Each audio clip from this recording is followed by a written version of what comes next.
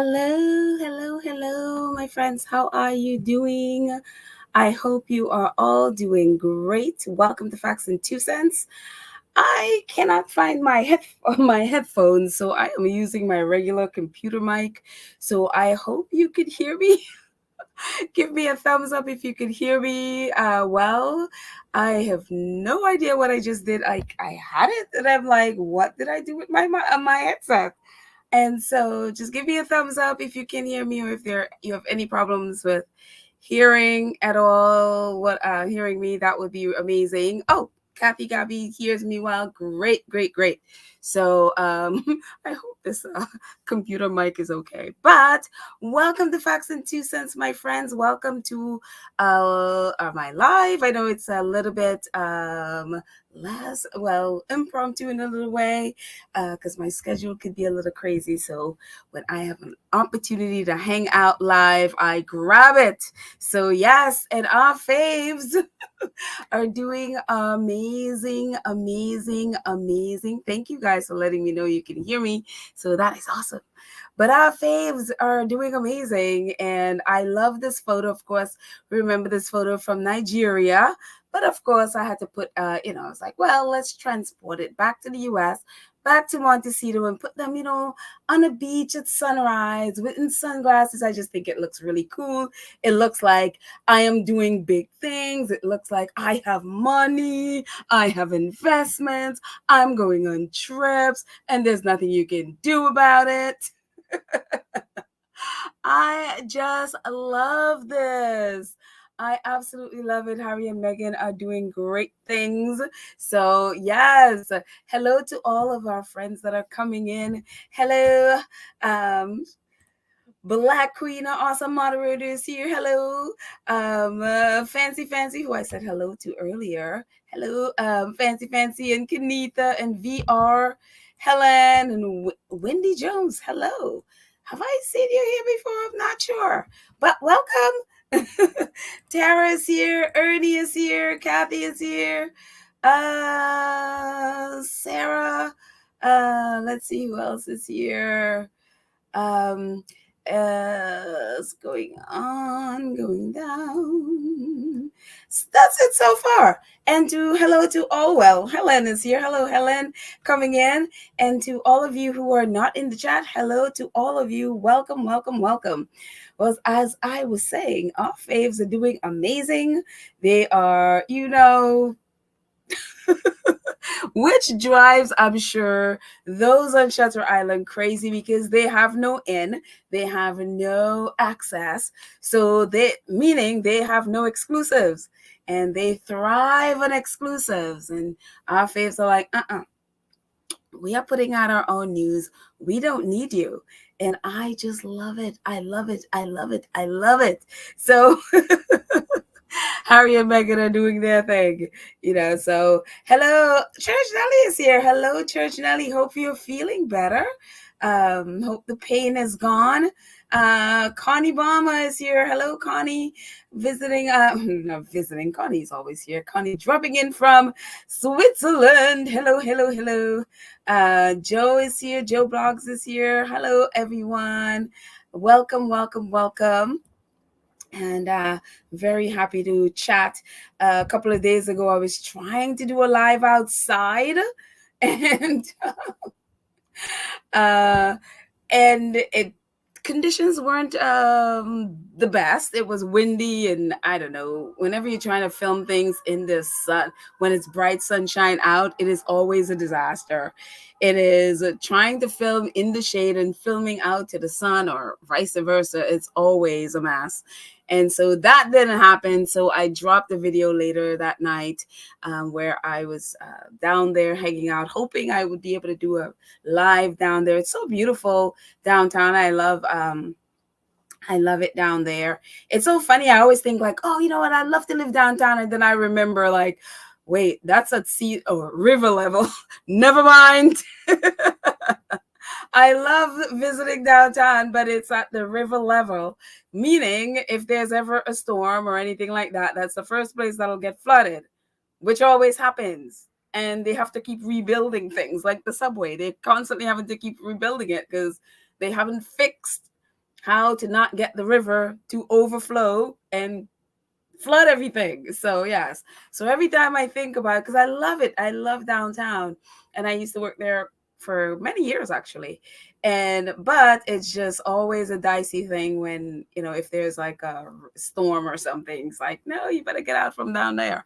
So yeah, but I had a fun day just hanging out, seeing places that I hadn't been in a while. So yeah, but anyways, back to our faves in Montecito, doing great things, as you probably heard yesterday. I'm sure you've heard. I'm assuming Baron covered this, and maybe Duchess of Success. But just in case you have been, doing your own thing in your own world, not paying attention to our faves for a day, Prince Harry is going to be in New York. Very, very exciting. Apparently, Meghan is not going to be there. This is going to be next month, so who knows what will happen between now and then. But at this moment, it does seem that it's only Prince Harry. And honestly, when Prince Harry, he's able to move around like in stealth a little bit more when he's by himself. First, he's military, so he's used to that sort of thing. And he is not as easy to track, say, in New York, where there's like media everywhere. So it's not as easy to track him. And so he's, I'm sure, able to get around to these different initiatives that he has easier than if he was trying to do stuff for both him and Meghan. But again, at this time, I don't know. We don't know if Meghan is going to be there or not. But right now, it just seems like it's only Prince Harry. So Town and Country was the first place I saw it yesterday. So I don't know if they're the ones that were given the exclusive or not. But because I tried to stay away from people as much as possible. But it says Prince Harry will be back in New York City soon. The Duke of Sussex will travel to New York in September during the UN General Assembly High-Level Week and Climate Week in New York City. Prince Harry, the Duke of Sussex, will be in town to advance a number of his patronages and philanthropic initiatives. A spokesperson for the prince said he will participate in engagements with African Parks, the Halo Trust, the Diana Awards, and Travalyst. In addition, he will be furthering the work of the Archwell Foundation, the nonprofit organization he co-founded with his wife Meghan, the Duchess of Sussex. More details will be shared as we approach the week of events. So, according to sort of like the New York UN-ish kind of schedule, apparently from September 21st to like the 28th, that's like a week, where there's going to be climate stuff happening in New York. The UN General Assembly will be opening and all of that stuff. If we remember last year, going back to last year, and we remember Prince Harry and, I'm sorry, not Prince Harry, Prince William was in town last year doing his thing and going in the river. It was like, gross. I hope he had his shots. Going in the river, like getting clammed or something, whatever it is in the river. And it was, and then pretending to run in Central Park and all that mess. Well, apparently Urcha was supposed to be doing something in New York in September, but it has not been confirmed that William was going to be there. My assumption is that if he hadn't confirmed it by this time, is that he was not going to do it.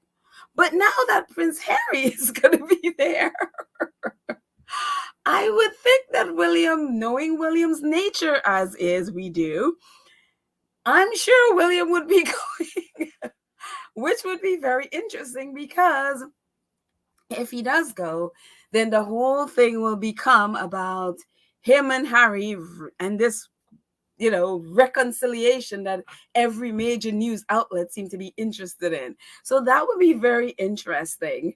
But it's very funny because, again, this was in his books forever ago. The Earth Shot Initiative thing, that was last year. They were doing it again this year, but there was no confirmation that he was going to be there.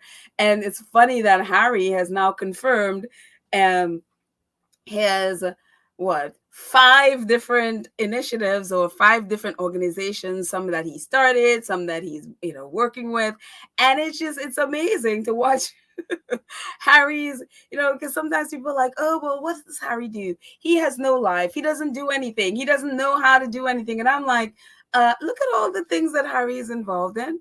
African Parks, which is one of the is he like the CEO or something? I forgot what his title is now. Before he was the president, and then he got an upgrade. So whatever his title is now, I forgot to check. And of course, we know he's been with the Halo Trust forever. And as you can see in the first picture, it was something that Princess Diana was also part of.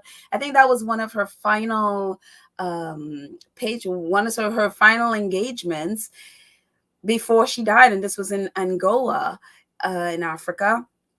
And so she was there. And of course, in 2019, when Harry and Meghan did the South Africa tour, Harry then went off to 3 different countries and left Meghan in South Africa with Archie. And one of the places he visited was Angola. And there he is walking, he literally walked the footsteps of his mom in Angola in 2019. So that's a photo of him at the top there, and the photo after is Harry helping to, whatever they're doing with the animal. I think sometimes they move the animals from one park to another to make sure that it's sort of spread out, that all the animals aren't trying to eat in one place and then the food runs out, but they spread them out. So whatever they're doing with this animal here, there's Harry there. And of course, we know Harry created Travalyst, which is the sustainability a non-profit, really. And a lot of the reasons why you're able to, if you're booking a flight or you're getting a hotel, you can just look up how sustainable it is, and you can get whether it's a carbon footprint and all of that stuff from wherever you're booking whether it's a flight or a hotel or whatever. And you get that information because of Travalyst, because they're all working with Travalyst and getting all that information from Travalyst. And again, this is an organization that Prince Harry created. And so many times people, they don't even realize that the impact Prince Harry has had on travel in most amazing things. And so, and I honestly think that Travalyst need to be advertise more, so that people could realize that Visa and all of these different places that you can book your flights and in your trips, your holiday vacation, whatever you call it, they are all working with Travalyst, and they're using their sustainability data. And so it's really cool. And of course, Prince Harry has been with the Diana Awards forever. And William also does it periodically, but it seems every year that it's Prince Harry that's the one that is always with them, always with the Diana Awards. And so, yeah, it's really, I don't know if, I'm assuming some of these are going to be fundraisers. Some of these are going to be hello again, some, whatever they're going to be doing. And is he going to be literally at the UN? Because we know last year when William came,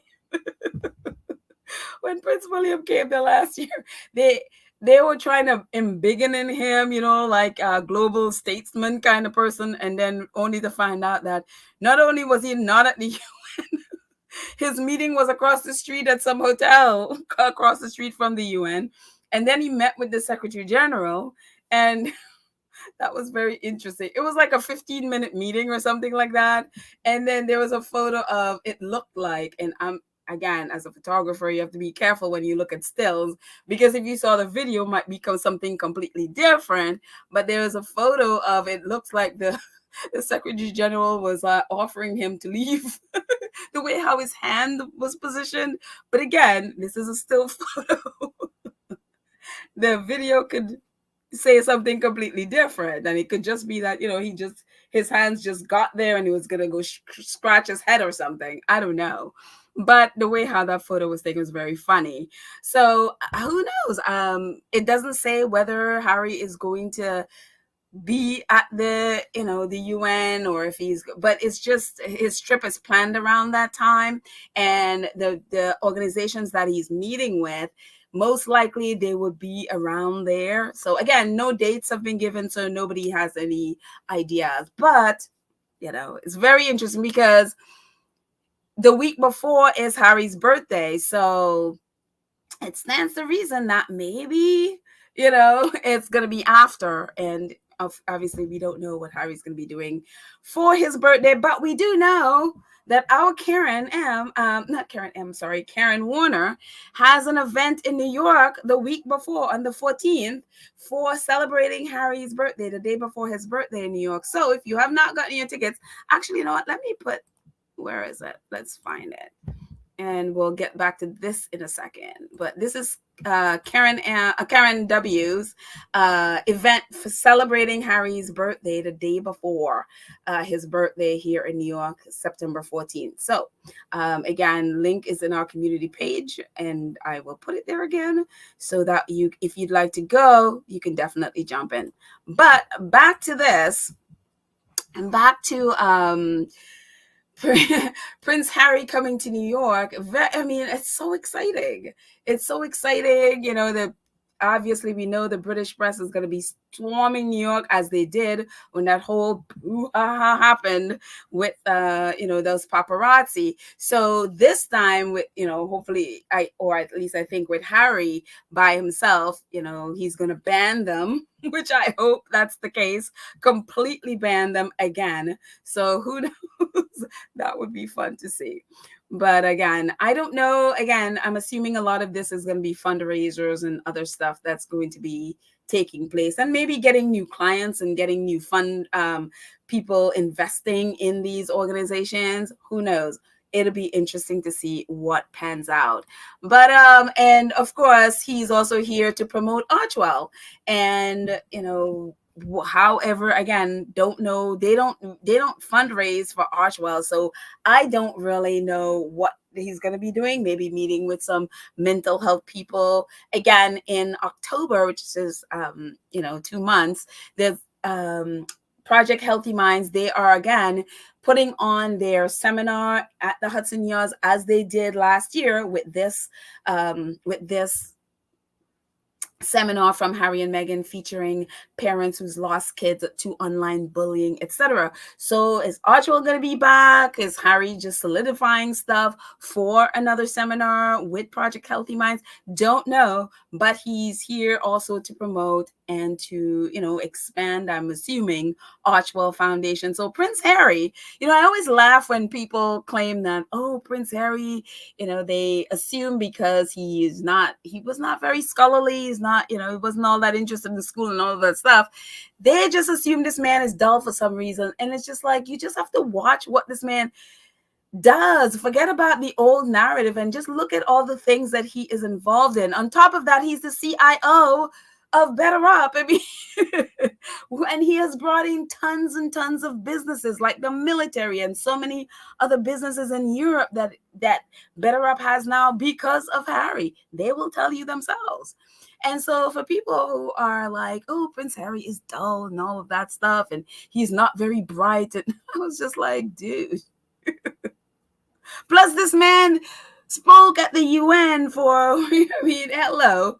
He was invited to speak there, something that your faves on the Shutter Island has never done. He was across the street, as we remember. So, yeah. So, again, don't know if they're going to be doing this year. Obviously, this is Harry and Meghan, and also the Surgeon General, Vivek Murthy, Dr. Vivek Murthy, I should say, last year. So, it'll be great to, if they do it again, but we all, we'll wait and see. So, yes.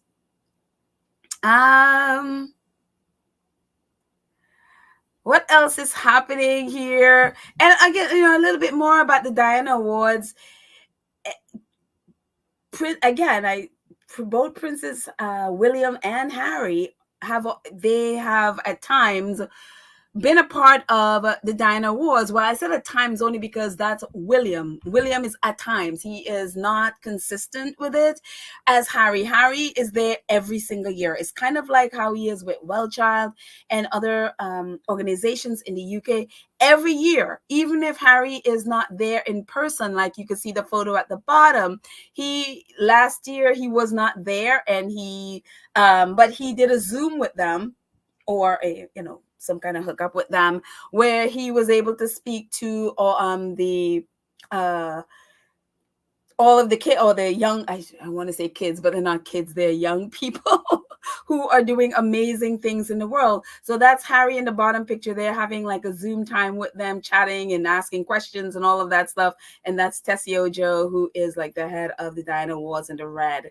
And so again, whenever there's a Diana Award, you can always expect Harry to be there, whether it's in person or via a feed or something. So they posted this today. Diana Award posted it. So it says, in our 25th year, the Diana Award is delighted to be leading an event with Prince Harry, the Duke of Sussex, in New York this September. The event will be driven by young people and their insights on the biggest issues facing their generation today. And that's obviously from Dr. Tessie Ojo, who's at the bottom there in the red. And so whether it's an award ceremony or it's talking about the issues or whatever they're doing, but these young people are absolutely amazing. The things that they do in their country or in their community, if they're here, it is amazing. So I could see how Harry and Meghan, especially Harry, just feeds off of this stuff, because they're so inventive and they come up with so many great, and they're so passionate. So yeah, very exciting. Again, no mention of William in here, so I'm assuming that maybe if William was gonna be in New York, that he may want to be part of this. But since Harry is there, he has to go by how the British press says things. Harry would be here and William is over there. Never the two shall meet, but there's always an olive branch somewhere. That they want to plug in there. But yeah, no mention that William would be part of it. But again, Prince Harry, as he was last year via feed. And then the year before, here he is with V Cativo, or shall we say Dr. V Cativo, and they hosted the Diana Awards in Los Angeles, as we remember. And so, and as Dr. V calls it, a dream team. So they were the hosts. They were the hosts of the awards. Oh, 1 second. They were the hosts of the awards in 2023. And so again, don't know if Dr. V will be there at the awards in New York, or whatever it is they're having in New York. Don't know if she would be there, but that was really fun. And of course, the last episode I mentioned her. She was the one that Yara Shahidi she presented as for the next gen Forces for Change, as we talked, and as I mentioned about British Vogue doing the next generation of Forces for Change. So Yara Shahidi recommended her, and she was very excited. She put out she put out a video with the magazine. I guess she was at the store with the magazine, very excited that she is in British Vogue right now as one of the Forces for Change. And she's been doing amazing things. She's again now a doctor, and she has spoken at the UN. She obviously goes all around advocating for education and stuff. I mean, she travels all over the place, and she now lives in Los Angeles. And I think she's going to school there. So very, very exciting. Again, I don't know if she'll be part of it, but there she was with Harry doing that in 2023. So yeah, very cool. And you can't be a squatty if you're not petty. We thrive on this. So yeah, so we have to be petty. So Dr. Zane, who is a big squatty on X, she posted this. She's like, I simply had to. Of course you had to, Dr. Zane. And Harry's itinerary in New York. He lists all 5 of them. And William's New York itinerary, one thing. Shocked. And again, nobody knows if William is going to be there. But, hey, since Harry is now going to be there, the palace is probably like, we have to get you there. We have to get you to New York. It's so very, very funny. I am just like, yep, I'm sure that's what they're doing. But leave it to us squatties to be, to be petty. I mean, hello, we can't be anything but. So there you go. What else is happening? Meghan, oh my goodness, I am so excited about this because so many people profit off of Meghan's fashion. So many companies, whatever she wears pretty much sells out. And so many, especially smaller designers and stuff, profit. And I've always said, I hope Meghan has a deal with these people so she is making money and they are not just making money off of her. And so I was so excited to see this news today that Meghan has teamed up with actually, turns out she's teamed up with 10. She is now she's invested in like 10 different companies, female owned companies, and this is one of the companies that she is in an investor in, just like she did with Clever, and this is the same thing. And so New York Times did a bit of a write-up about her and fashion. It says Meghan is a dolphin, not a shark, in terms of, how Shark Tank is with these investors, and it's like a cutthroat kind of thing. She refers to her as swimming not with the sharks, but swimming with dolphins. Dolphins are nicer. And so it says, at least when it comes to investing, the latest addition to her portfolio, the handbag brand Sesta Collective. And there is Meghan with I remember when this thing came out. This is like a tabloid shot, so I didn't really use it because of that. But in order to show you the bag, this is the bag that we're going to be reading, and this is the company. And apparently, according to Hannah, I'm just going to move my little banner at the top there, and so that I can read this, and we'll get into the chat in a bit. Just want to get through and do all of this first. And according to Hannah on X, it says Meghan is wearing a Sesta Collective bag in Colombia. So apparently the little purse that she has in the Colombia photo is a Sesta purse. And obviously the photo in the first picture is also from the same company. And so the first part of the article kind of, rehab Meghan's life, moving to America and all of that stuff, and doing Oprah and all of that stuff. And so it picks up with these two little clips that says, through it all, however, apparently Meghan's ability to move merchandise has remained notably high.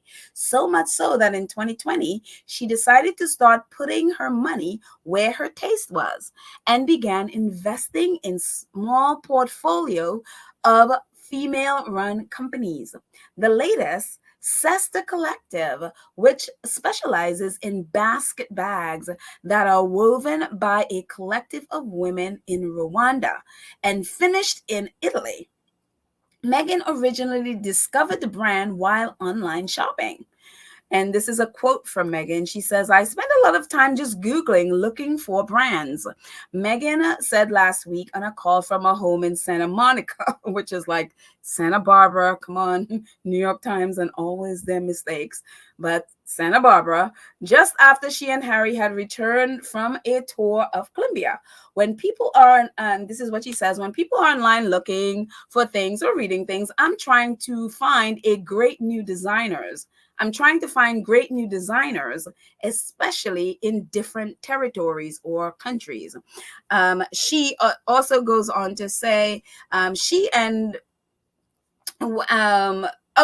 this part of the article talks about when that photo, the tabloid shot was taken with Harry and Meghan walking into the sushi bar. When that was happened, apparently the owners, Erin Ryder and Courtney Winblatt Fasciano, they had no idea what was happening. I think they were on vacation or doing something. And all of a sudden, this bag that was not really doing very well at all of a sudden it blew up for no reason. And then it was like almost like sold out. And they were like, what is going on? And then they realized what happened. And they realized it's because people saw Meghan with this bag.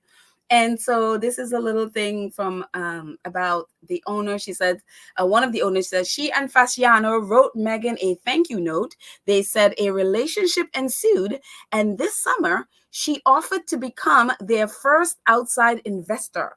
Meghan wouldn't say how much money she put into the brand or what ownership percentage she has, but Miss Ryder and Miss Fasciano confirmed it was a minority stake. So she is now invested in this brand, and I'm hoping that all of the other brands that she wears, apart from maybe the bigger ones that you don't really need, they don't really need, I guess, the more obscure brands are the one that really needs eyes on them, and the free publicity that especially when the British press gets something, they run with it and just blast it all over the place.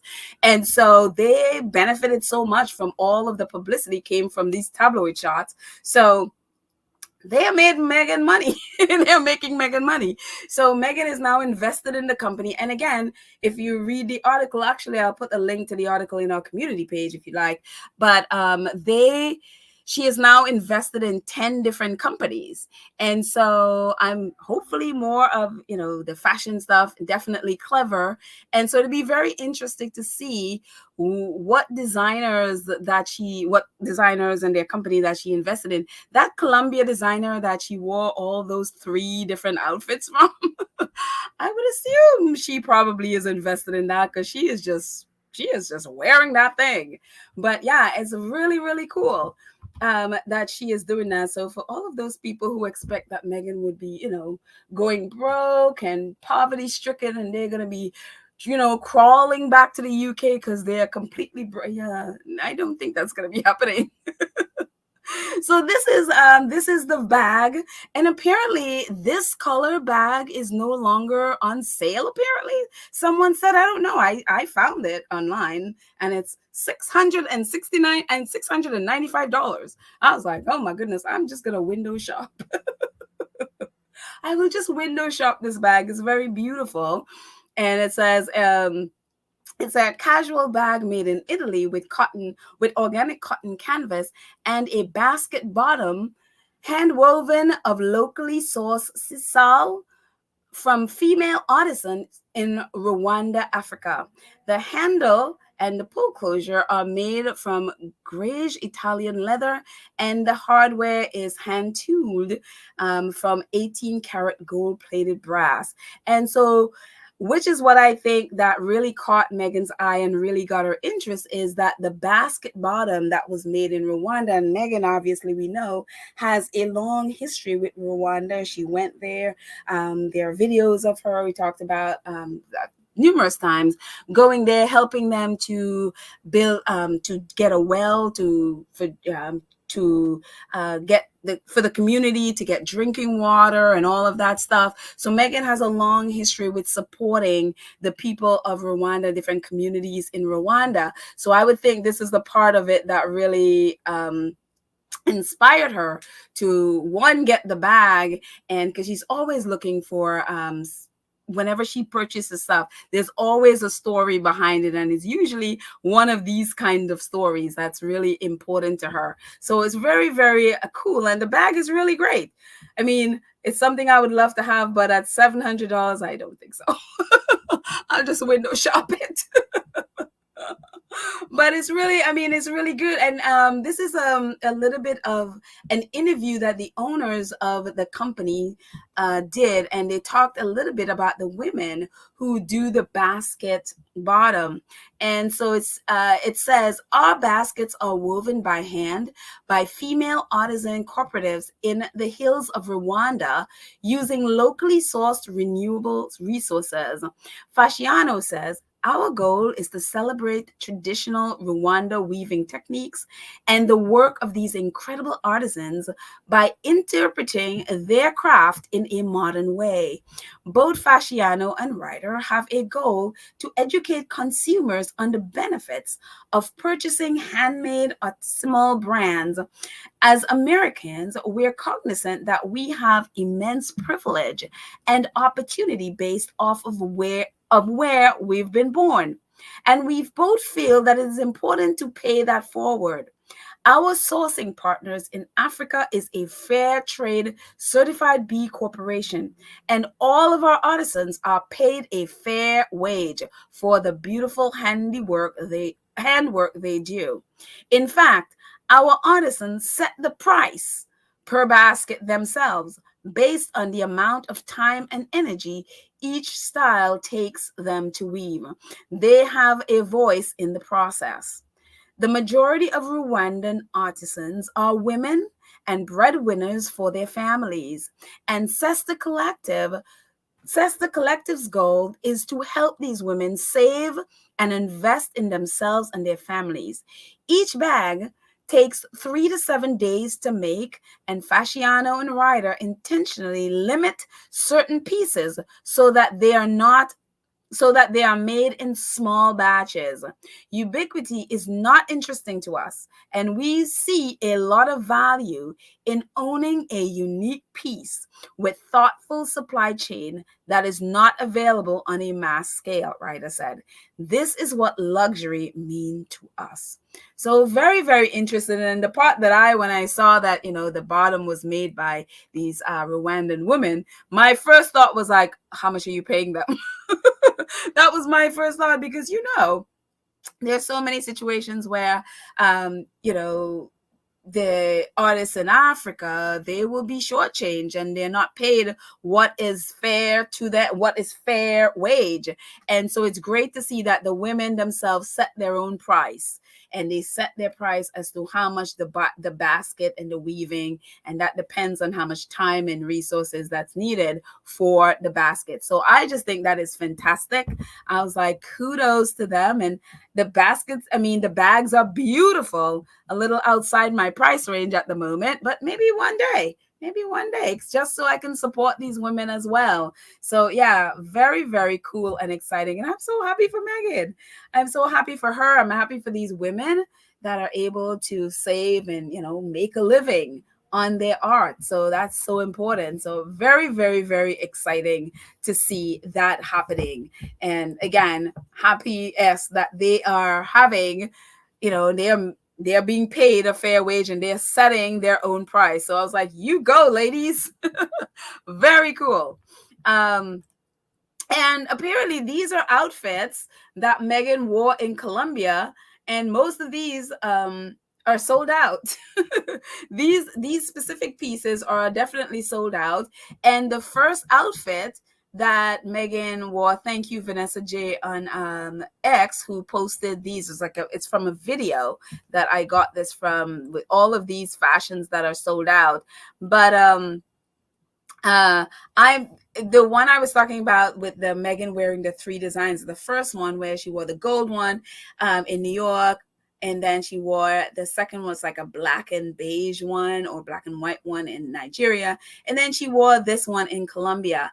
And so I'm like, maybe that's one of the ones she has an investment with. Would be interesting. I mean, I wouldn't blame her if she's invested in that company as well. And this is so cool because Serena Williams does the same thing. So I would assume that her and Serena, put their heads together. And Serena has been doing this for years, so maybe Serena got her involved into doing it. So Meghan has her own thing. 10 companies now she's investing. So really, really, I was like, you go, Meghan. You go. So again, all of these pieces are sold out. And the last one, that dress, Andres, the gentleman from Colombia, he was telling people, yes, go ahead and order. I guess you have to, put in your pre-order for whenever it'll be available again. But very cool. I mean, I'm telling you, I'm so happy that, because I was concerned, I'm like, all of these companies are getting they're getting popular because of her. They're making money because of her. It would be a shame if she's not making money off of this for herself. That would be crazy. So good for her. Absolutely good for her. So yeah. And obviously, moving on from that, Spare coming out October 22nd. And apparently Shutter Island is going crazy because Spare, I think King Charles, he has a trip to somewhere. somewhere close to Australia. I don't remember the name of the place where he's going. I honestly don't even care. But he's going there for the Commonwealth. You know, they have that yearly Commonwealth leaders meeting or something that is of no value to anyone else but them. And so they're having this Commonwealth thing in whatever this country is, and it's starting on the 21st. So it's starting on the 21st of October. Harry Spears coming out on the 22nd. And I think their meeting is for like 2 or 3 days. And so, of course, Shutter Island is like, how dare Harry? He did this on purpose. He knows the king has his Commonwealth whatever meeting, and he is trying to upstage the king and all. No, I mean, Harry just has to walk out. I mean, Harry literally just has to breathe, and he upstages King Charles anyway. So what does it matter? It doesn't matter what Harry does. He's going to upstage Charles by not even when you see Harry, he's going to upstage Charles, because the press is going to be like, well, why aren't we seeing Harry during Charles's Commonwealth thingy? So I know. Black Queen is like, Shutter Island, stay mad. What's in the sewer water they'd be drinking? Hey, the sewer was in a river, so that could have seeped in. That could have seeped in. I'm like, it's so funny that they are like, obviously anything Harry and Meghan do is going to upstage. It doesn't matter when it is, where it is, what it is. They're going to upstage them in some way because, Shutter Island would be screaming about it. So, yes. Oh, Sunshine. I just saw this. I'm sorry. It says the bags are beautiful. How much are the bags? It was $695. So yes, that's what I was saying. It's a little bit above my price range at the moment. But yeah, $695. Yes, they are very, very beautiful. I love that. And apparently someone was saying that the color, that beige and brown color that was there is not, it's like an archive version, like one of a kind. And as the company said, they're not interested in ubiquity. They just are more interested in you having a unique piece. And so some things are just going to be that one, and they're not going to put it on sale for others so that you can have a unique thing. And so yeah, I mean, those bags they are gorgeous. So yeah. And so just be prepared, because the Prince Harry at 40 narrative is going to be all over the place. Obviously, we know Prince Harry is going to be turning 40 September 15th. And so this Prince Harry at 40 is going to be a lot of the narrative. And I've been laughing at Robert Jobson for the entire week, or since last week, because anytime anything about Harry's birthday comes out, and Robert Jobson is seething. He is home seething. And especially with Penguin Random House just putting out that the paperback version of Spare is going to be coming out on the 22nd. I can only imagine Robert Jobson pulling his hair out. Because we all know that Robert Jobson has an unfinished manuscript called Harry at 40. We know that because that's his patterns. As you can see, that's a William at 40, the most horrible book. It's a book about nothing. And Charles at 70, because, King Charles at least has a wealth of work behind him. Prince William's book is, and I read the book because I got to get them for free. It's a book about literally nothing, because he has accomplished pretty much nothing. And it's all about, he wants to do this, he's going to do this, he's, when he's king, and it's nonsense. And a whole swath of the book is about Harry. And it's just like, you write a book about William and a whole bunch of it is about Harry? Yeah, and that's what it is. But he's been writing that book about Prince Harry, and then the dastardly Prince Harry dared to write his own memoir. And I remember, if you guys remember, we talked about this when it was happening, when it first came out that Harry was writing his memoir. I mean, Robert Jobson was furious.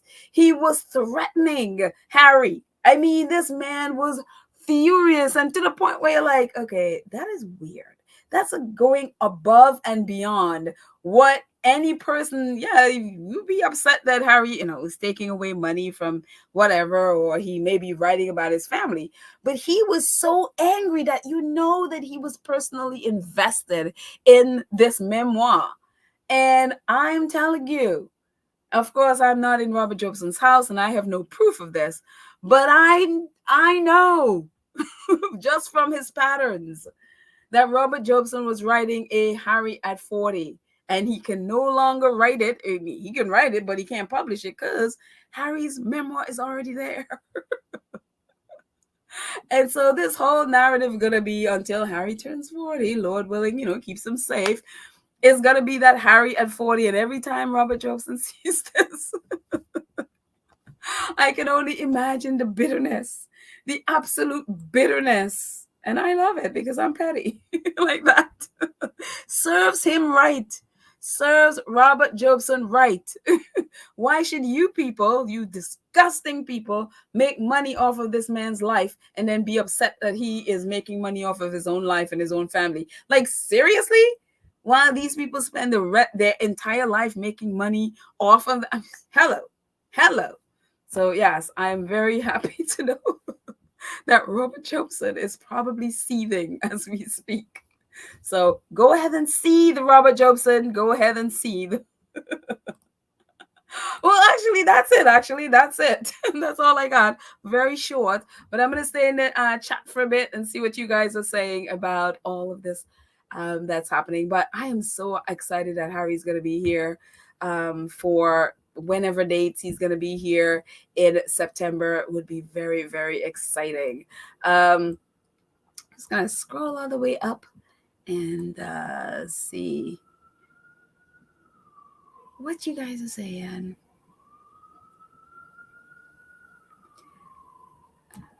Connie says he will go because he's in a one-sided competition. Of course, because again, why, it's next month, so why wouldn't he have confirmed by now that he is going? And yes, they could say that he didn't because of Kate and because of Kate's quote unquote cancer.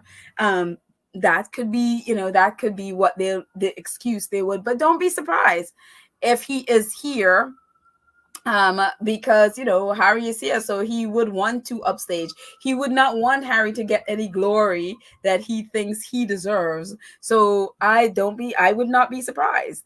The only thing that will, the press is going to be more press maybe than probably would do it if just one of them are in New York, but this whole their relationship drama is going to take the headlines. So, just be prepared just in case he showed up. Joe Block says, Facts and 2 Cents Pedal, Harry is the president of Africa Parks. Yeah, I know he was the president of Africa Parks, but he also got an upgrade. He is I don't think it's a CEO, but I forgot what he is. I don't know that he is still the president, if he is the president and whatever the other title is that he has. And I'm sorry, I forgot to check. I knew it and then I forgot. But I don't know if he kept the presidency and that, or he let go of the president of Africa Parks and just has the new title. So don't know, but yes, thank you very much. I knew he was the president. Let's see.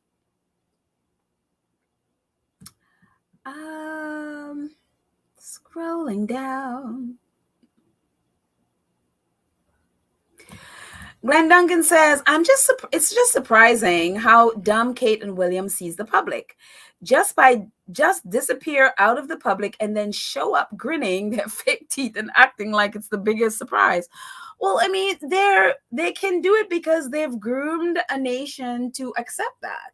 They have groomed the nation to accept the fact that they can do the bare minimum and still be worthy of now going forward 126 million pounds. They've groomed the public to, instead of being upset and just being indignant of the fact that they have all of these homes that they can literally, King Charles can live in a different home every day of the week, instead of really being outraged because of the dire situations that some people in the UK are living in. People in the UK are celebrating Balmoral. Oh, they've gone to Balmoral and they're going to be there for the entire summer. How dare Harry and Meghan not show up at Balmoral? I'm like, shouldn't your priorities be why do they have all of these castles? And why is it okay for them to take a whole summer off while you have to work and still can't feed your family? And yet they are getting 26 million pounds of your money? Shouldn't that be the priority? But they have groomed the public so much that people seem to forget their own situation and they're celebrating the fact that the royals are being rich and doing nothing. And so it's just like, so yeah.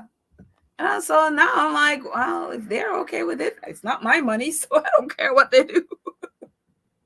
I don't care what they do. And I am not, I'm not a fan of Graham Smith, who is with the Republic Group. But Graham Smith has written a really, really incredible book. It's called Abolish the Monarchy. I just finished reading it. And I suggest you guys read that book because it really gives it outlines just the horrendous situation with the royal family and how egregious it is, and makes a really credible case for a republic, for an elected head of state. And so, I mean, I don't know how well the book has done, but I think everyone should read that book. It's called, it's his mantra, Abolish the Monarchy. That's what it's called, and it's by Graham Smith. He is the head of the Republic Group in England. So definitely go ahead and read it. But again, the things that they should be upset about, it's like, why is it okay? Why is the narrative, oh, Kate and William are in a car grinning or going off to church? Why? I mean, why are we celebrating stuff like that? Why is that? But people buy newspapers to see those kind of, see those kind of headlines. Why are you giving your money to a tabloid because they put William and Kate, traveling to church? I mean, so yeah, the people seem to not care. So it's very interesting. Let's see. Oh, Sunshine, I'm so happy you are here. And thank you for being a sunshine, because we have a little bit of sunshine, but it's a little cloudy in New York. So at least we have sunshine here on the channel. So it says, hello, everyone. So happy to hear you live via this live podcast. I'm on vacation at the beach. Oh, my goodness. And to be named Sunshine, too. How perfect. How absolutely perfect. Like, you couldn't pack us in a suitcase, Sunshine. That would have been cool. I wouldn't have bothered you at all. So yeah, so happy. Enjoy your vacation. So yes, I haven't been on here doing a live for a while because I was teaching, and then I've been trying to just be outside doing stuff. On mobile, I don't have access on mobile to photos and all of that stuff. So I can only do it live with for some reason, StreamYard does not support photos and videos and stuff like that when you do it on your mobile device. So that's the kicker with that. So anyways, what else you guys were saying? Shirley says, it is true that Duchess Meghan is not is it true that Duchess Meghan is not coming to New York City with the Duke? As far as we know right now, it seemed to be just Harry. But again, this is this is next month, it's a month away. So anything can happen, especially maybe she wouldn't come for the first part of it, but I would assume if, because he's also going to be here for Archwell, and we know Archwell is both him and Meghan. So I wouldn't be surprised if the first part of his trip is for the Halo Trust and Diana Awards and African Parks and those things, and Travalyst, because those are specifically Harry's, and then Meghan come after and they do the Archwell stuff. I wouldn't be surprised at all. So yeah, but right now they're saying that at least they haven't mentioned that Meghan is going to be here. So again, who knows how this is going to be. And I love how Harry and Meghan do things, because when you look at them when they're, for example, they were in Colombia, and then they were in Nigeria before.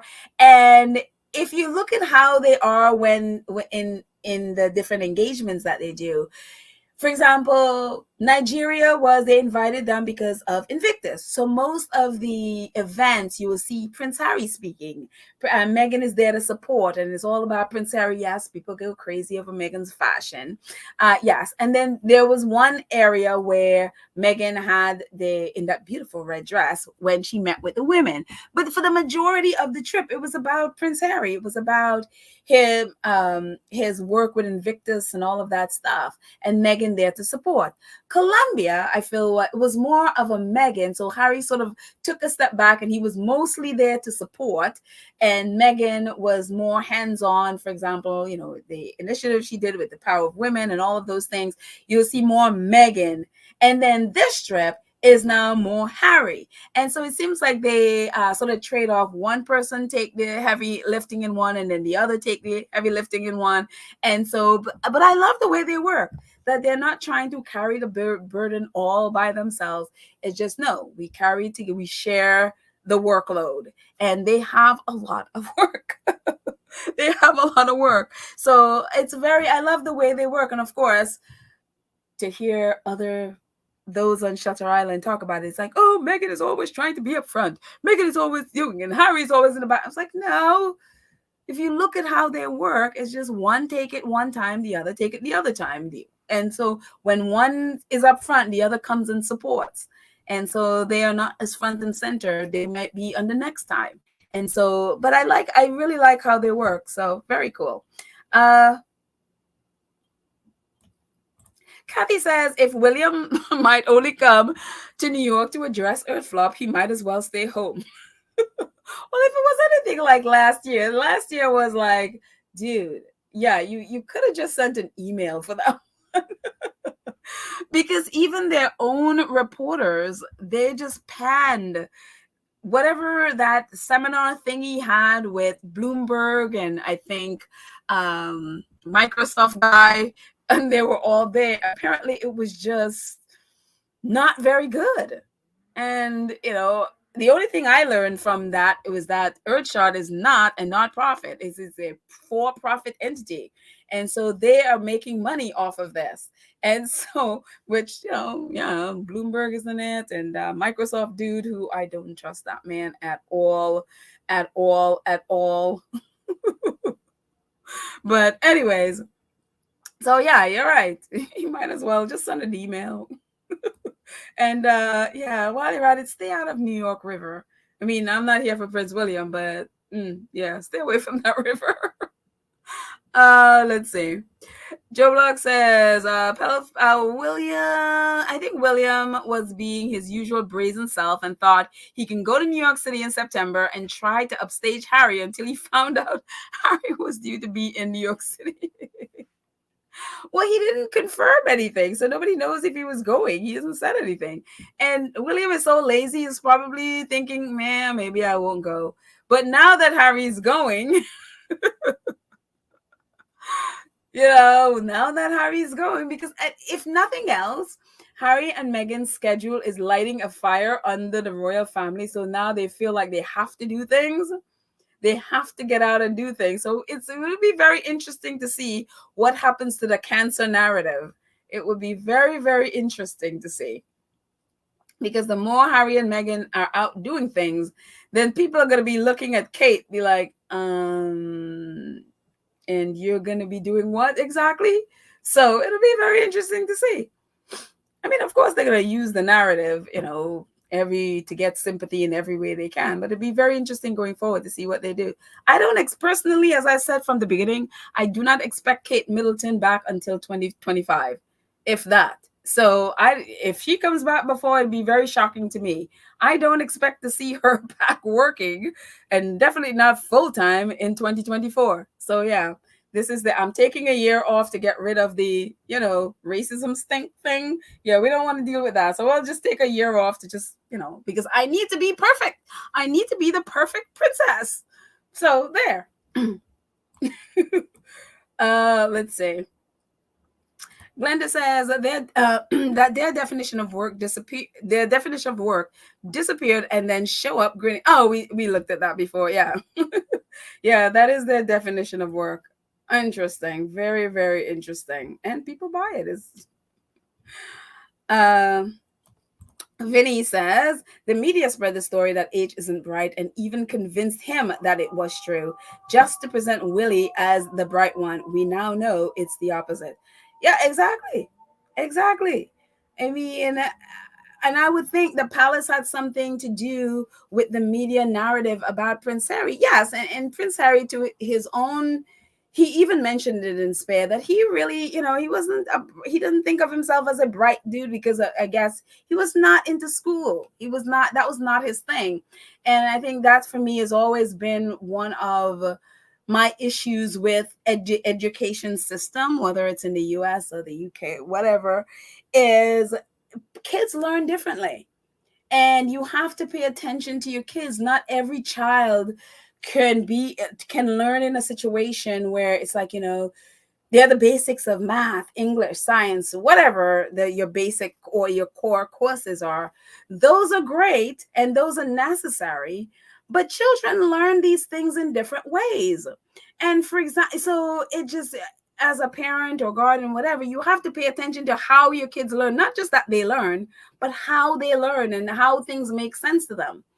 When I was growing up, it's a little personal. When I was growing up, how I learned things is that my grandmother, thank God for her creative mind, would always put things as poetry to us. So everything she told us and taught us rhymed. And so things that she taught me way back when I was a baby is things that I learned and that I remember today. And why? Because she put it in a rhyme or she put it in a song. And that's how I learn things.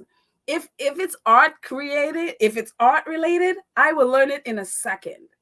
But if you just go into a dry math class, oh my goodness, it's like pulling out my fingernails. I can't process it. But put it in a song or something and I catch it. And so some kids are like that. And I think Prince Harry is, he learns things differently. And of course, there was nobody there to catch stuff like that. And I didn't, if you read Spare, they didn't really care. And he was just kind of on his own trying to figure out things. And if somebody caught it, then they could have spared him so much stuff, But looking at Harry now, Harry is very, very intelligent. Thank God Meghan saw that, and hopefully he doesn't think that way anymore about himself. But the man is brilliant. You couldn't create the things that Harry has created and not be smart and not be intuitive. And he's also a go-getter. That's one of the things, I'm not here for King Charles, but one of the things that he has inherited from his father is his father's work ethics. King Charles, yes, he's a horrible father, but that man has a work ethics to imitate. He is, well, he kind of is a little extreme. He's a workaholic, but Harry is not a lazy person. If you just have to listen to Oprah's interview when they were doing the Me You Can't See, and her speaking about Harry, his preparation, where they would have like a Zoom call and Harry would be on the call before she was, with notes and all kinds of things ready to go. And she was so like, wow. When she's talking about Harry's dedication and his commitment. The same thing, Travalyst, the CEO of Travalyst, says the same thing about Harry. They would have something and Harry, they would give him notes about something and he would come back with all the pages marked up and have tons of questions he is really, this guy is so amazing. So yeah, I hope that Harry, that whole thing about Harry isn't bright, I hope that has gone from his system, because it's so not true. And it's sad that people would even do that to a person just to elevate somebody. And the reason why William is the way he is because of this nonsense. Because that narrative didn't benefit William either, because William, because he had that narrative going forward, never took the time to learn. And so hence he only has Urchat, which he didn't even create. That, he didn't even come up with. So yeah. I wonder what Ignace Shopes is doing, and if he knows that Williams has pretty much stole his idea. I was like, I wonder what Ignace Shopes is saying today. Like, dude, I'm the one that came up with Earthshot. You just took it. So, anyways, And if you don't know, Earthshot, and we've talked about it numerous times, Earthshot, really, the first time anybody ever heard about Earthshot is by Belgium environmentalist Ignace Jobson. He is the one that came up with it, talked about it at Europark in 2019. 3 months later, William is like, I have Earthshot. And it's like, but we heard that 3 months ago from Ignace Jobson talking about, JFK and the moonshot and all of that stuff. 3 months earlier, Ignace Jobson talked about that at Europark, and then William just sort of jumped on it and ran. So it's like, okay. But let's see. Joe Block says William is not consistent with anything except being incandescent with rage. William still is trying to find a purpose in life so he can create a legacy. Very true. But he's definitely rage. That rage is definitely consistent there. That people tend to, push under the carpet. So, hey, Church Nelly says, how many olive trees in England? I would like to know too. And how many branches along with the trees? And also, how many bridges? That would be another one. I'd love to know how many bridges there are, because there sure are a lot of them in the directed at the royal family, and between the royal family in UK and Montecito. Yeah. Terry says, isn't Harry angry brother coming to New York for his Earthshot prize given the same time in September? He hasn't confirmed, so no one knows. But since Harry is going to be there, I would assume William would not be one to be upstage, so I would not be surprised if he's there. Let's see.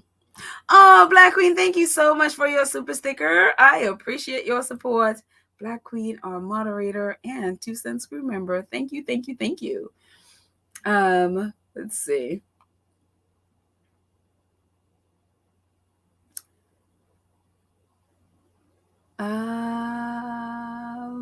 Thank you also, Black Queen, for putting this there. Yes, please. If you haven't subscribed to our channel, please subscribe, click the notification bell so that you know when we drop a video. Please like and share the video. Thank you so much. Help us to build the channel. Thank you, thank you, thank you. And to many of you who remember Pamela who used to host this, we started this podcast together, and Pam has been off doing whatever she's been doing. I haven't spoken to Pamela in quite a while, and then yesterday we had this long conversation chatting, and it was really great to chat with her. So I thought I'd let you know that yes, she and I are reconnected. It's just like, Pam, where have you been? But life happens, people do things, so yes. Maybe one day she'll come back and hang out with us here, but she has moved on in her life. So, yeah. Let's see.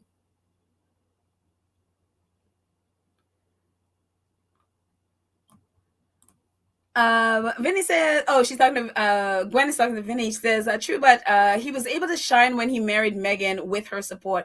Well, the truth is, Harry has been shining the whole time, but a lot of stuff that Harry was doing, I feel like got credited to William, because they would make it about William, Kate, and Harry.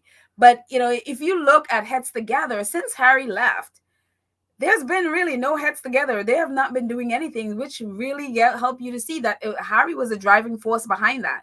They said that Kate is the one that came up with it. Whether that's true or not, whether she came up with it, they certainly have left Heads Together off, and the Heads Together has not been doing much of anything, if it even exists anymore. I don't recall seeing it there anymore.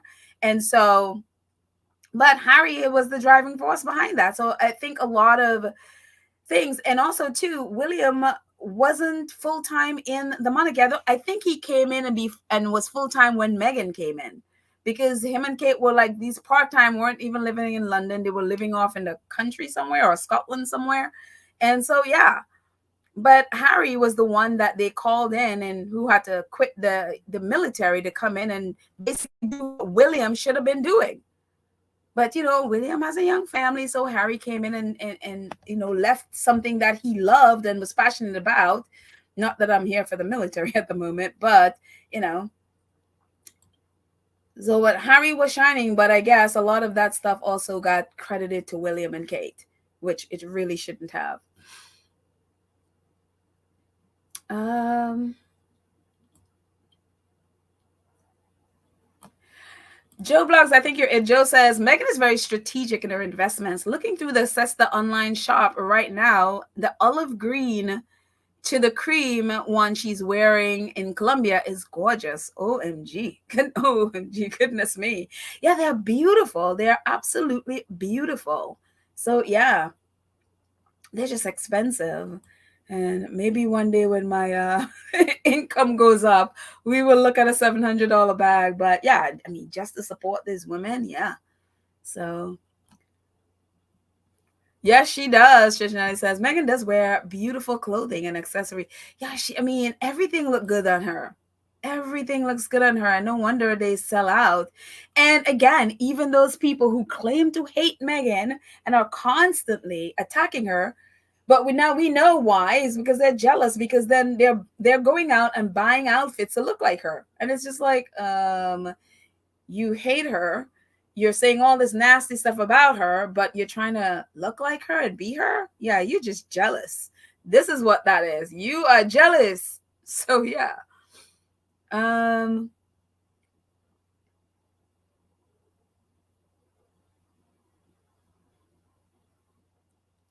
Let's see.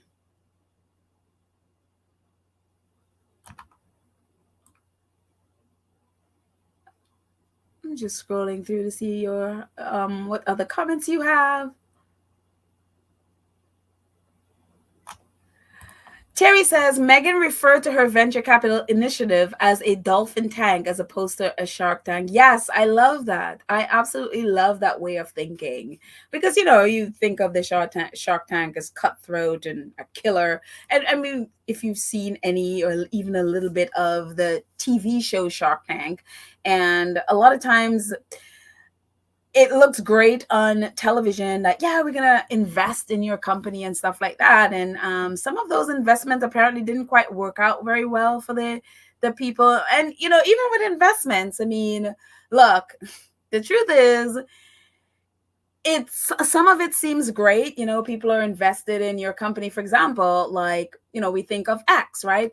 Twitter, formerly Twitter, and Elon Musk owned X, right? He paid 40 million, or is it 40 billion? I think it's 40 billion for Twitter. Yeah, in which he changed to X, and he owns X. But then when you look at the facts, yes, his name and his face is the owner of X. But when you look at the facts, you see, recently I think the government forced him to have, or at least a judge in some case that he is doing, that I guess somebody brought against him, where he was forced to reveal all the people who has funded X. And you realize it's like he doesn't own X. All of these people whose money was put into X are the people who own X. He is the face of it. He didn't put in 400 billion or whatever the cost, 40 billion or whatever the cost of X is. It's all of those people's money. So they are the actual owners of the company. And it's the same thing with investing. And that's why you got to be really careful when you take on investors, because again, they own your company pretty much, especially if some people are putting in 60% whatever, and you do the 40. You do the work, but they are pretty much are the money behind the company. So then you have to kind of do what they say, because it's their money that's propping up your company. So yeah, so it's always it's great to get investors, because it helps to grow the business and all of that stuff. But on the other hand, is being very careful is who is investing in your company and how many shares they have in it. My thing is always make sure you have controlling interest of your company. For example, we can think of, say, Oprah and OWN. When we think of OWN, we always think of Oprah because that's her company. She's the brand. But does Oprah own? No, that's owned by Discovery. She's like, I don't even know if she owns any of it now. But we think of that because her face was on it, but the majority share was she sold it to Discovery. They own it. Her name and face is still, so it's like, yeah, I always like to look at whose actual money is going into this, and they're the people that actually owns it. So yeah.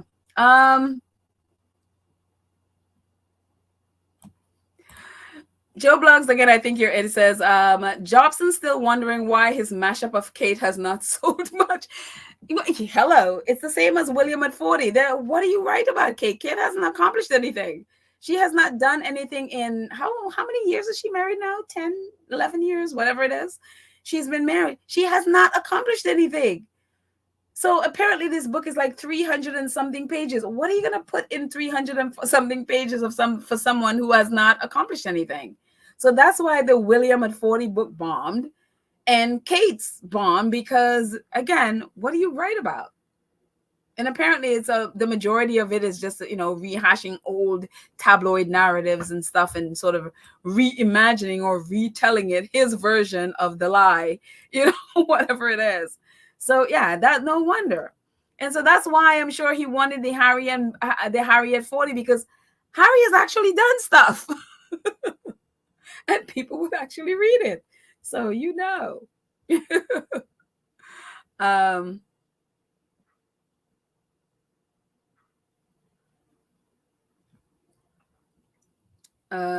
fair point too. Vinny says we don't know that Harry learns differently. He was suffering trauma and emotional abandonment. There may be nothing wrong with his learning. Fair point. That's actually a fair point too. Yes, he was suffering emotional trauma and all of those things. That's fair, very fair point. But my thing when I thought that, him learning differently is because when you're flying, for example, Harry, again, his own words, he was not good in school. He was not, because of a lot of what you just said, Vinny, the trauma and stuff that he was going through. But I look at him learning how to fly and learning how to, whether it's fly a helicopter or learning how to fly a plane or, Apache helicopter, whatever.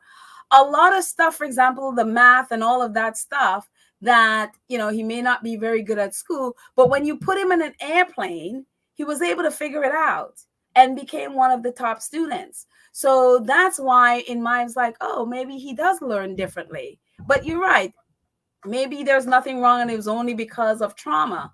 But in this different environment, he was able to pick up things that most people, even if they're brilliant at all of those, say, basic topics in school, may not be able to figure out to fly a plane. But he was able to quickly figure it out and become one of the top students, even though he wasn't, good by his own words at school and learning all that stuff at school. And again, as you're right, Vinny, he was going through trauma, but he has other ways were presented to him that he was able to figure it out. And look at, guys flying helicopters, he can fly a plane, whatever.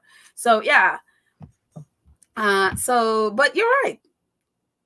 So let's see. Thank you, Vinny. Great point.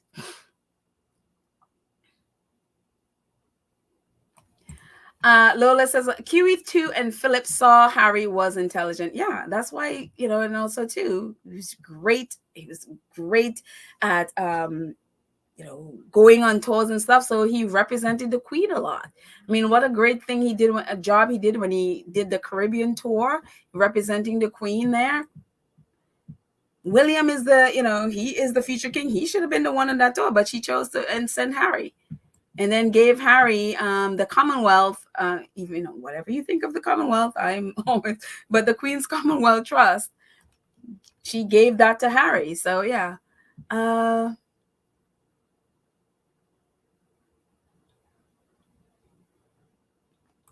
Black Queen is not feeling it. She's like, sorry, but any slight good trait Chuckles may have had is drowned by the evil he has perpetrated against his son, Harry, and family. He has done a lot of evil, yes. But I would say that the work ethic is, if anything he got that was good in Charles, the work ethic, Harry has that. And he creates stuff because, again, whatever you think of King Charles, the duchy is what it is because of his creation. He, yes, he does a lot of skeevy stuff behind the scenes, but he has all these charities and, is into architecture and all of this stuff. He's a very brilliant, I don't want to say brilliant. He's very good. And, and he's also an artist and all of that stuff. So he has a varied background in a lot of things and he has accomplished a lot of things. So yeah. So, and a lot of the properties have been developed, and communities that the duchy has is under him. So, yeah. So I think if nothing else, doesn't, it doesn't excuse his nasty behavior towards Harry, though. So, yeah. Let's see. A few more before we end.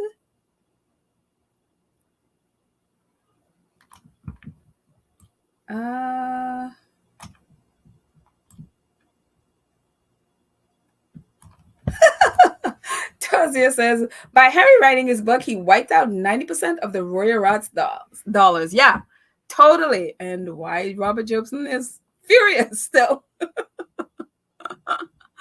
And we love that. I love that he's furious about it. So, yeah. I can't remember like some of the things he said, but I remember him threatening Harry. Oh my gosh, like, dude, you are taking that a little personally. Let's see.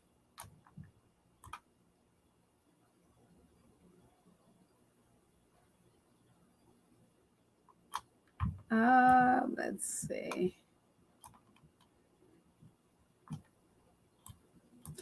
Well, it's so funny because I mean, I don't,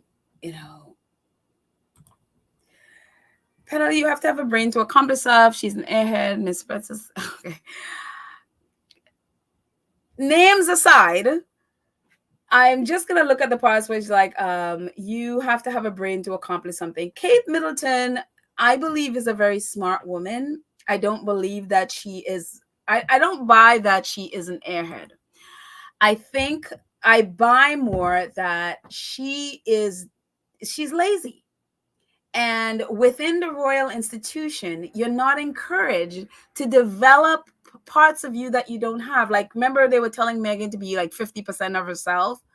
They don't encourage that because they don't want you to surpass in any way the heirs. So you always have to minimize yourself. You always have to basically shrink what you know and sort of walk around smiling and pretend you don't really know much of anything.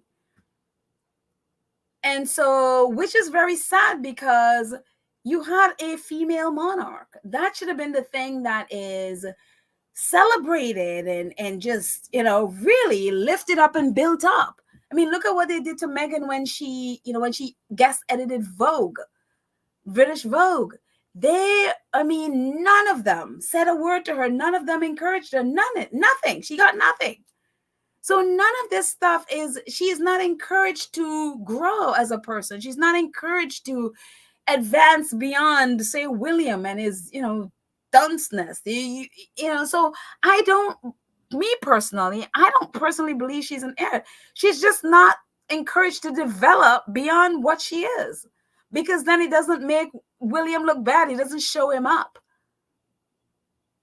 And I've coupled that with her laziness. It's just like she just can't seem to accomplish anything because she doesn't have around her this kind of support that would help her to flourish. That's why she needed a Meghan to be there. She needed somebody who is ambitious, who knows what she's doing, who can help her to grow, that can inspire her to grow, that can push her, that can challenge her mentally. And the one person that could have helped her, she helped kicked out. Which tells me she doesn't really want to grow as a person. And so, yeah, if she comes off as an airhead or whatever, whatever adjective you use, is because I feel like she's parked her brain somewhere. And she's not allowed herself to develop into what she is. And she's in this place where she's constantly playing small and not allowed to develop beyond what the royals think she should develop. And so Lola says you just gave the definition of airhead. She's an airhead. She thinks she can speak. She's an airhead. Okay, then that was not what I meant to do. Thank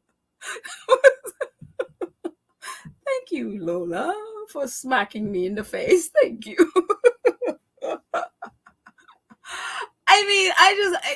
what I was trying to say, I don't think she is stupid or she, I don't think it's just that she's not allowed herself to develop beyond where she started. She's like at the same level where she started. And so, no, it's like, you just explained ahead. Oh, well, whatever. Never mind. Let me move away from this. Okay. Jared says, Petal, you like to see the good in bad lazy woman after what she did to Meghan. She can kick rocks.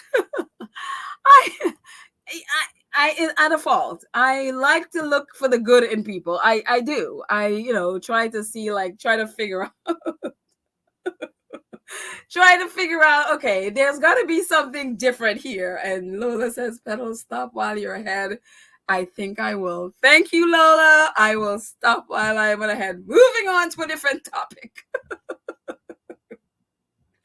Oh my gosh. This is why I love this community. When I make a mess, you just set me straight. I appreciate that. Terry says, you are not allowed to grow within the royal family. This is where your brain cells die. There you go. Exactly. Yep, exactly. Dara says, hi all. When he was with Dr. Mateo, Harry said the doctor agreed that when you're told that you're dumb, you start to believe it, but the military taught him otherwise. Okay, back to work. Okay, Dara, have a great day at work. There you go. Okay. Tasia said the United Nations was so petty they did this on purpose. What did they do on purpose? Did I miss something? Oh, let's see. Okay, I think that's all you guys are saying. Thank you so much, Church Nelly, for posting all of these links. If you need any link for this channel or the Sussex, please, you guys jump over to sussex.com. They have all the stuff you need there. And again, I hope that in the future they have someone who really just doing a really slamming it when it comes to getting their message out from their website. If they're not going to do social media, they need to really get on the ball with Archwell's website so that all their message could, because too many people don't know about it. Yes, the squad, we post it all over the place, but I feel like they need to have someone that really is on the ball with that website because it can be great. So yeah.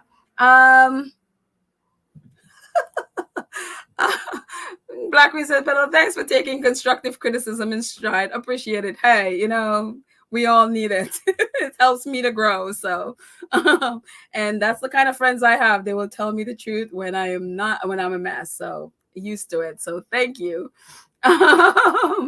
Anyway, bye, Church Nelly. We are ending. Bye. Have a great day. And thank you for everything.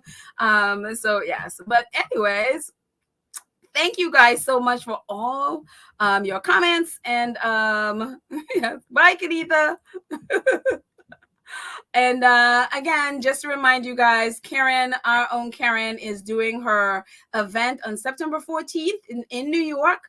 So I'm going to put the link in our community page again. So definitely go over there and support her if you can. If you're in New York, if you want to fly into New York and be a part of the event, definitely support Karen there. So anyway, guys, thank you so much to our awesome moderators, Lydia, Trish Nelly, Karen M, Cookies and Cream, Black Queen. You are awesome.